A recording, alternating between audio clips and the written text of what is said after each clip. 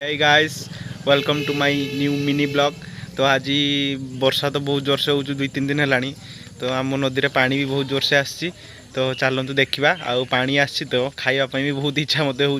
तो छतु फतु के गोटे आना खोजिकी आउ तो पानी पछरे देखा फास्ट जावा छतु आनते सन्धान तो मिल जाए कि छतु अच्छी छतु भी पूरा तुला हो नाला गले तुड़े बोली कहले।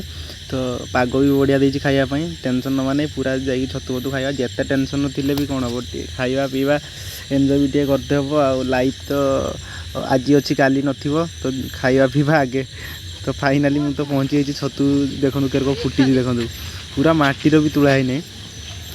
तो दीदी जड़े आमर थे देवे कहले पूरा घर सैड्र तो छतु नहीं कि भी आम पलि आस नदीर पानी देखो पूरा फुलफिल हो पानी आदि आ 2 दिन एमती वर्षा हम आम तो पूरा भासीजा डर भी लगे।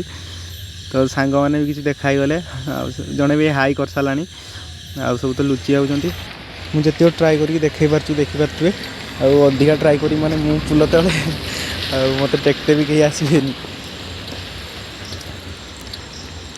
तो पानी तो बन्या हबार बहुत चांस रही